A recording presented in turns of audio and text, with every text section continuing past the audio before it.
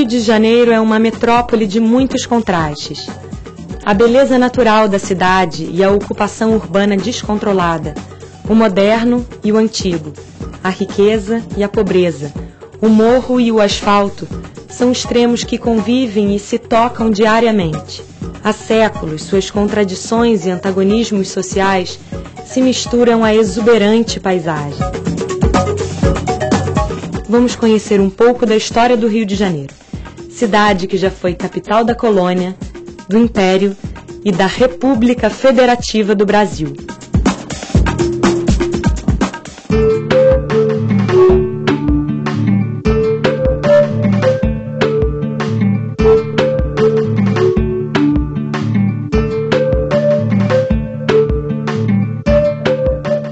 Eu me chamo Amélia Lacombe, eu sou professora, nasci no Rio, na Gávea, e moro aqui desde sempre. O Rio de Janeiro é uma cidade que tem uma história longa, tem mais de 400 anos, tem muito para se contar.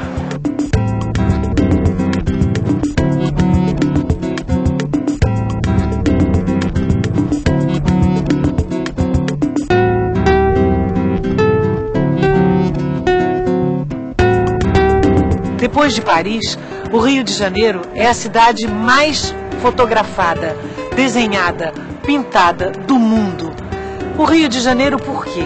Provavelmente por causa dessa abençoada Baía de Guanabara. Acho que o primeiro impacto que esses descobridores, essas primeiras pessoas que chegaram aqui, foi a imensa beleza que ao longo da história e até os nossos dias impressiona o visitante, impressiona quem chega. A história do Rio de Janeiro começa na Baía de Guanabara. Em 1502, chegou por suas águas a primeira expedição enviada pelos portugueses.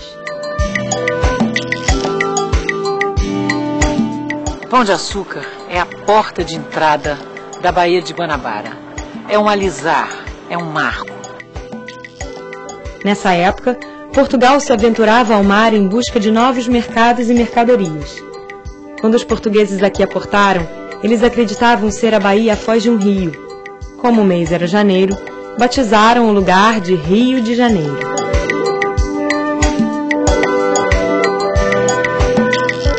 Vamos imaginar o que eles viram, porque a natureza da Bahia não estava ainda adulterada pela civilização. Uma natureza cheia de pássaros, cheia de animais.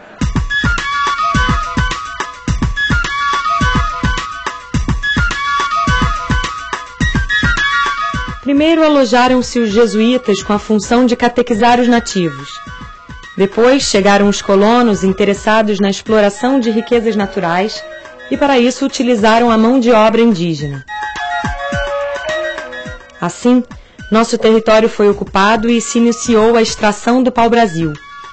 Somos hoje denominados brasileiros porque era assim que os portugueses apelidavam os comerciantes de pau-brasil no século XVI. O contato entre europeus e indígenas levou ao extermínio as populações nativas da região. Ao longo do tempo, desapareceram muitas tribos, como os tupinambás, tamoios e tupiniquins. Os portugueses demoraram muito a morar na cidade. Eles começaram a chegar em 1502, depois voltaram em 1504, mas só com Martim Afonso de Sousa, em 1530, é que se começou a ocupar a cidade. E o Morro do Castelo era dentro da enseada, cercado por terrenos alagadiços, era bem apropriado para ser um castelo. O que é um castelo? Um castelo não tem nada a ver com um palácio. Um castelo, o nome vem da palavra latina castrum, que quer dizer fortaleza.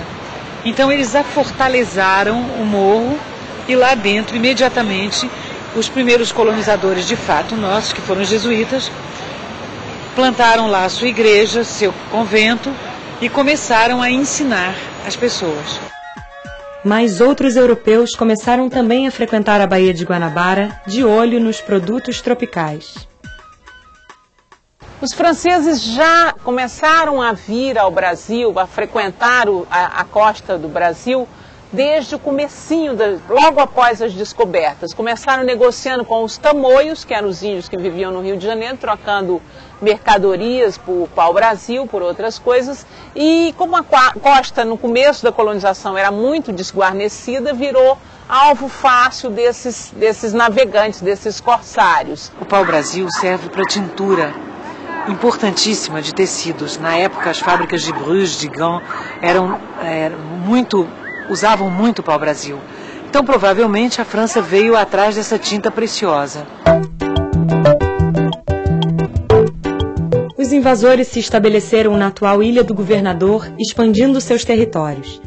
Em 1560, fundaram a França Antártica. A ideia de estabelecer aqui uma sede, uma base da monarquia francesa estava associada também à falta de razão, do ponto de vista dos franceses, para que o mundo, para que a América estivesse dividida entre espanhóis e portugueses. O rei da França dizia que não sabia a cláusula do testamento de Adão que tinha dividido o mundo entre franceses e espanhóis, entre portugueses e espanhóis.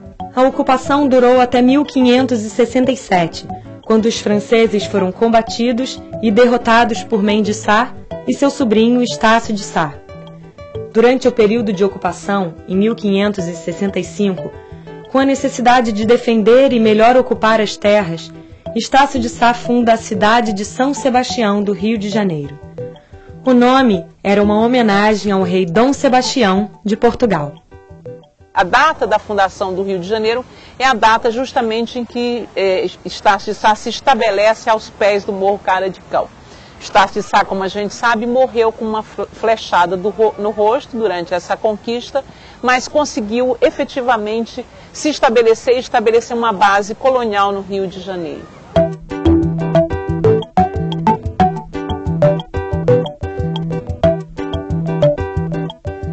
No primeiro momento da colonização, o primeiro investimento foi no estabelecimento de engenhos de açúcar, né? A primeira riqueza do Rio.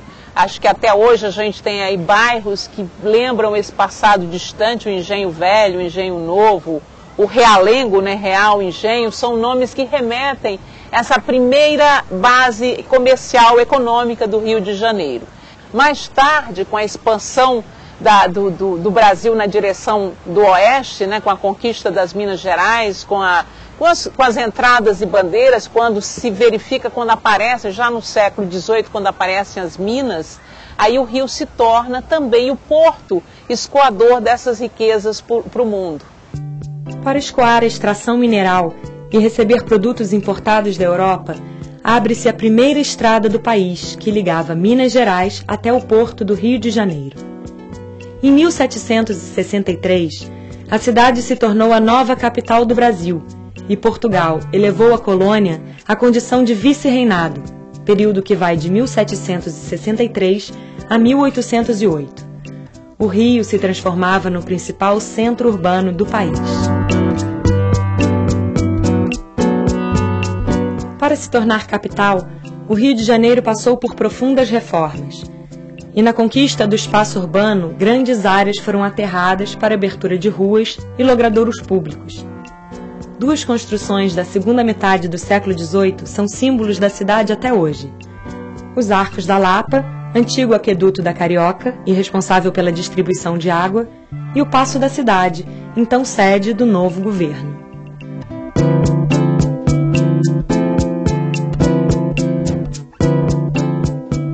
Gomes Freire foi o primeiro grande prefeito do Rio.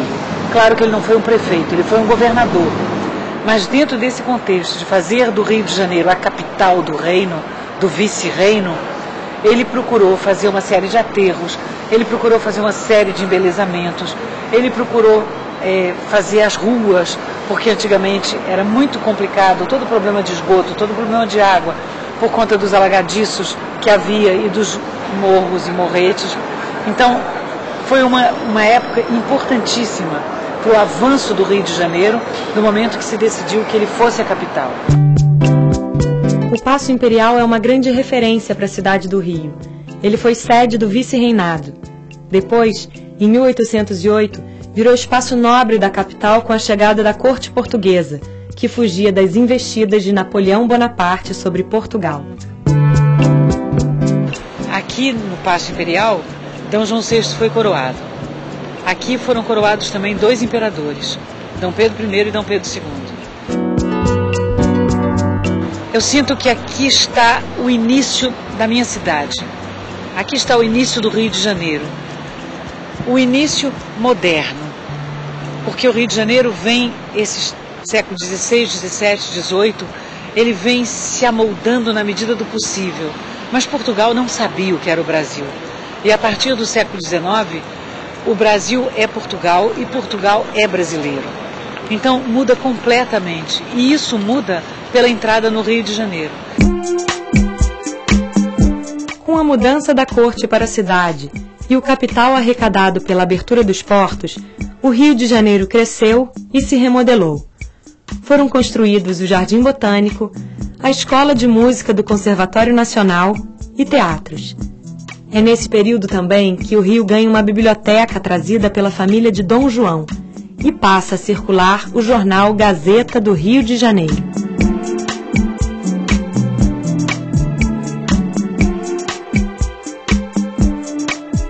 Preciso pensar que numa cidade que, se eu não me engano, tinha em torno de 20 mil habitantes, a chegada de 15 mil novos habitantes com hábitos e com costumes e com suas famílias e com seus objetos, enfim, com seus desejos, alterou de forma completa, total, a vida dessa cidade. A população carioca passou a seguir mais de perto os padrões europeus. Mas, já nessa época, eram marcantes os antagonismos sociais, a pobreza e a exclusão que persistem até hoje. O Rio era uma cidade escravista.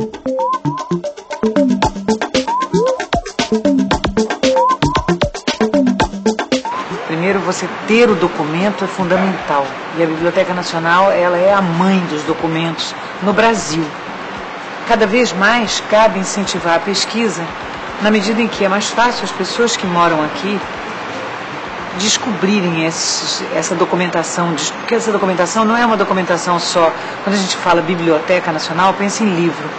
E a biblioteca dispõe de mapas, ela dispõe de microfilmes de todos os jornais do país, ela dispõe da informação de periódicos.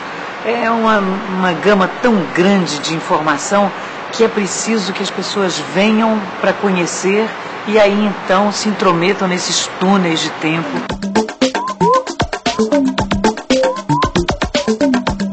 Essa biblioteca é uma preciosidade. É uma biblioteca estranhamente europeia na América do Sul, posto que grande parte do seu acervo foi trazido por D. João VI, que conseguiu ser rei de Portugal, Algarve e do Brasil também.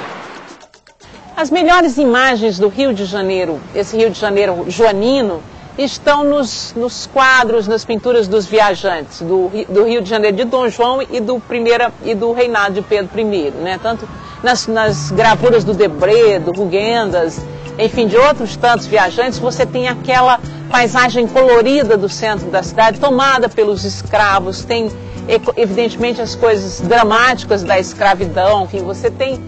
É uma paisagem mista, muito africana ainda, né, porque esses escravos estão chegando, mas é uma paisagem essencialmente colorida. Com a independência, a cidade tornou-se o centro político do país. Enquanto transcorria a agitada vida política, marcada pela promulgação da primeira Constituição, a abdicação de Dom Pedro I e a implantação da regência, a economia prosperava com o café. Seu cultivo se espalhou por diversas regiões e pela periferia da cidade do Rio de Janeiro. Então, com a independência, há um atrito com os portugueses, há guerra na Bahia, há enfrentamentos no norte, etc. Mas no Rio de Janeiro você tem uma certa unidade em torno de Dom Pedro e tem também dentro da cidade uma manutenção de alguns hábitos que o Dom Pedro tinha desde o tempo do seu pai. Ele também era um homem que adorava ir ao teatro.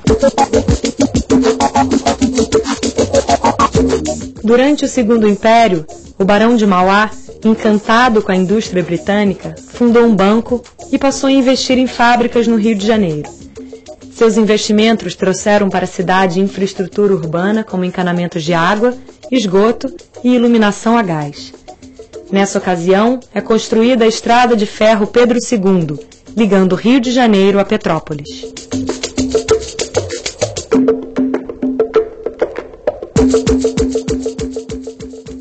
É verdade que o país ainda era um país de escravos. E isso Dom Pedro não conseguiu reverter, apesar das leis que foram sendo votadas, né, a lei do ventre livre, a lei dos sexagenários, enfim. Essas leis ignoravam o problema da escravidão, mas não apagavam aquela marca terrível que refletia de forma negativa sobre a imagem do Brasil lá fora.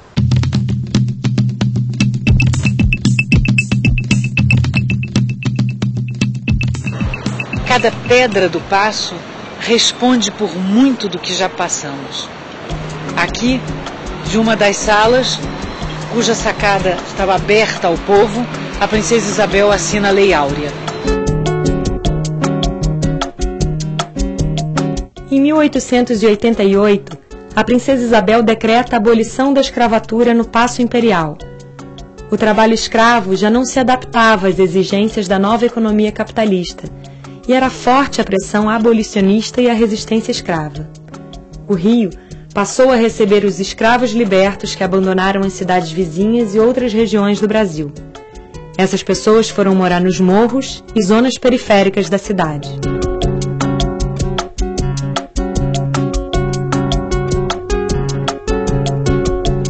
O episódio da abolição reforça e reafirma os ideais republicanos que tomavam conta da vida social do país. Em 1889, é proclamada a República do Brasil.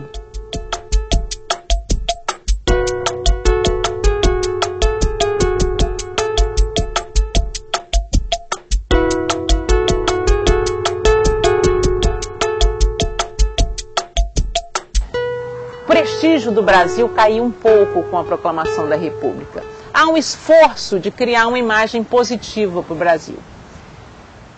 Quem vai levar esse projeto a cabo vai ser o presidente Rodrigues Alves. Esse presidente, um paulista de Guaratinguetá, escolheu para prefeito do Rio de Janeiro Francisco Pereira Passos. Foi um governo que mudou essencialmente, estruturalmente a cara do Rio.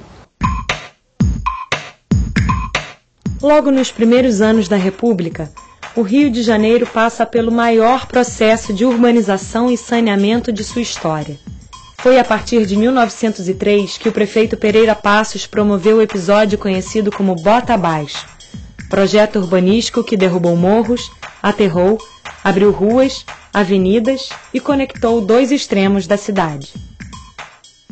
Se demoliu muito do Rio Antigo para abrir uma avenida que ligasse a Avenida Beira-Mar, ali na Igreja de Santa Luzia, né, ali no centro, até o porto de Mauá, até a Praça Mauá.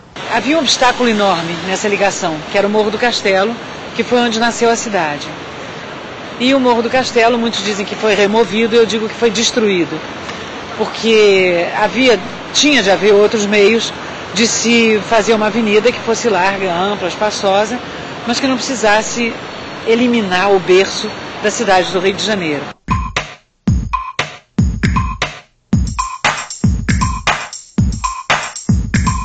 Essa transformação era para dar ao Rio uma cara de uma capital europeia, para fazer o Rio mais atrativo.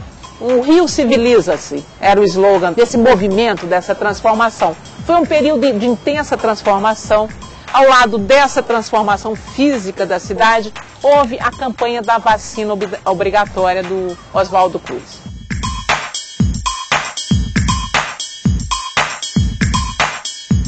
As reformas seguiram até os anos 20 e modificaram inteiramente a feição colonial da cidade, tornando possível o Rio moderno.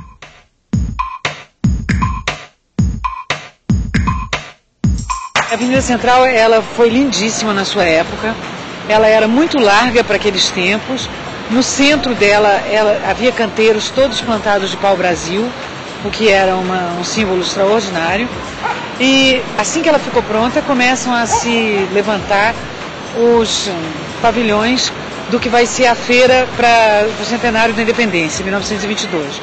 Então a gente tem o municipal, que começou a ser feito logo em 1906, por aí, a Biblioteca Nacional, o Museu de Belas Artes, uma série de edifícios, de edificações que foram feitas nessa comemoração e que ficaram. E o Palácio Monroe, que era logo aqui à direita, na esquina do Passeio Público, que foi eliminado também por causa do metrô.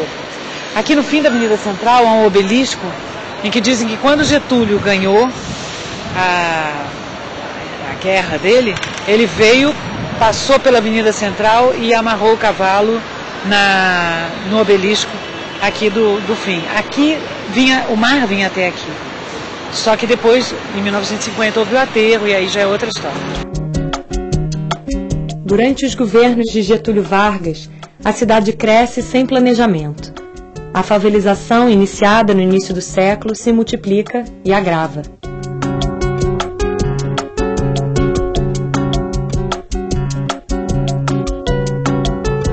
A história mais recorrente para os pesquisadores que trabalham com a história das favelas no Rio é de que soldados vindos de Canudos, depois do final da Guerra de Canudos, 1897, se não me engano, se estabeleceram no Morro da Providência, ali atrás do Ministério da Guerra. Ficaram lá aguardando o pagamento de soldos atrasados, o fato é que com suas famílias ali ficaram, deram ao nome do lugar ou trouxeram da Bahia uma vegetação que tinha o nome de favela e esse nome se incorporou àquele tipo de agrupamento, né, digamos assim, de comunidade.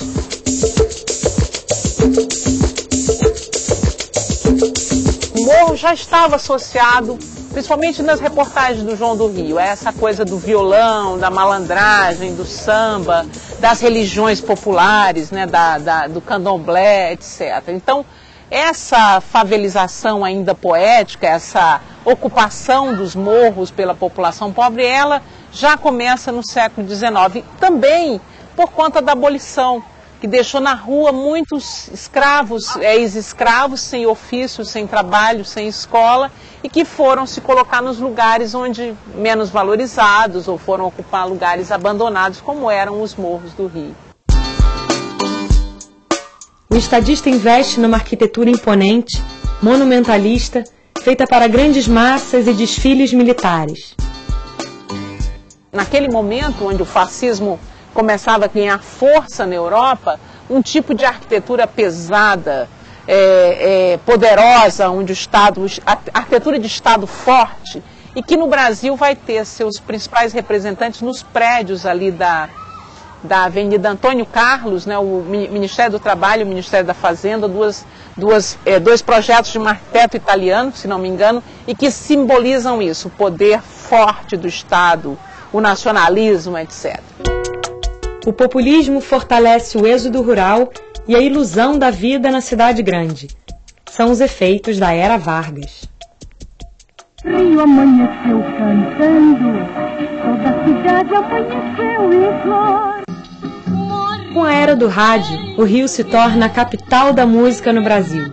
Dos sambas de Noel Rosa, da voz de Francisco Alves e do encanto de Carmen Miranda. Era o glamour carioca transmitido pelas ondas do rádio para todas as famílias brasileiras. Glamour que se estende por toda a década de 1950, os anos dourados de Copacabana.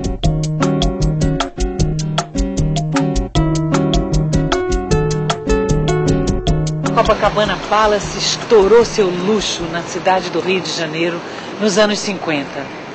O desfile de Misses, o desfile da Bangu.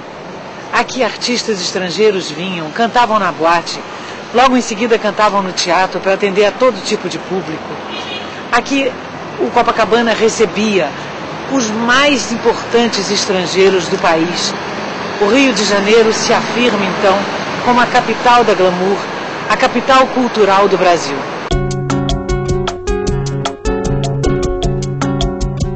No final dos anos 50 e início dos 60, uma geração de artistas se impôs pelo talento e criação de movimentos que entrariam para a história da música e do cinema.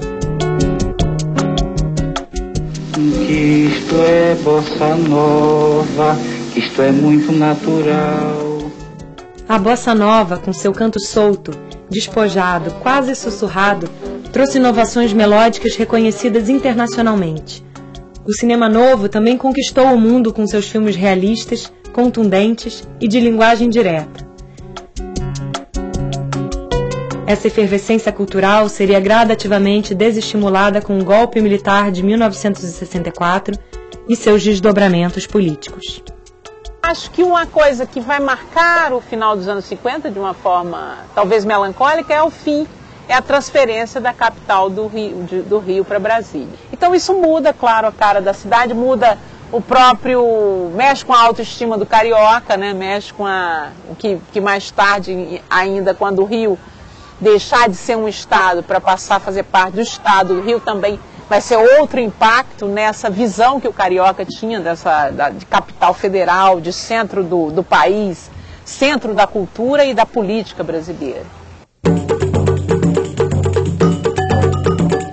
Nos anos 70, a paisagem da cidade sofreu com a especulação imobiliária desenfreada.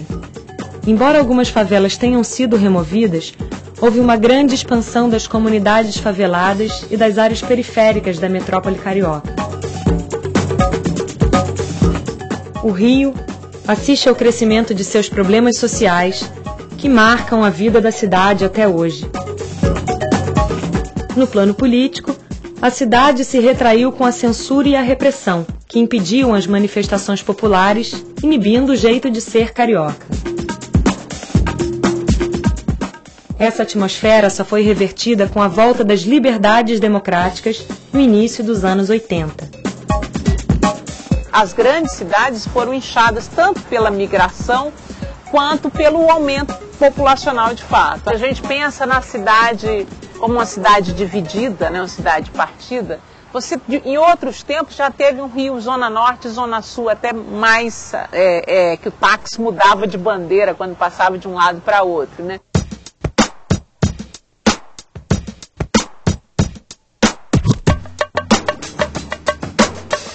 Agora, a maneira como o crime se apoderou dessa população, como a gente saiu daquela malandragem romântica para essa coisa aterrorizante, bárbara que a gente vive hoje, isso só se explica em função do que o mundo está vivendo, como um fenômeno da perda de valores, enfim, os próprios valores de sociabilidade que davam ao carioca esse jeito mais aberto, mais fácil de ser, e que está se perdendo porque se implantou um regime de medo, né? Medo do carioca dele mesmo, medo do cidadão que fica do lado. Mas acho que esse é um fenômeno moderno e aterrador que a gente espera que o Rio um dia se reencontre com ele mesmo, se junte em torno de uma coisa bonita como é o carnaval, como um desfile do Cornão do Bola Preta até hoje, em que você tem a população do subúrbio, a gente da Zona Sul, todo mundo festejando juntos essa cidade que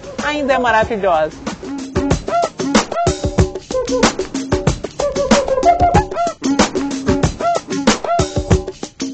Séculos se passaram. Vista de cima, a paisagem ainda encanta, mas a cidade fotogênica também revela seus contrastes. E mesmo assim, superpovoada e partida, ela reafirma o verso do poeta. O Rio de Janeiro continua lindo.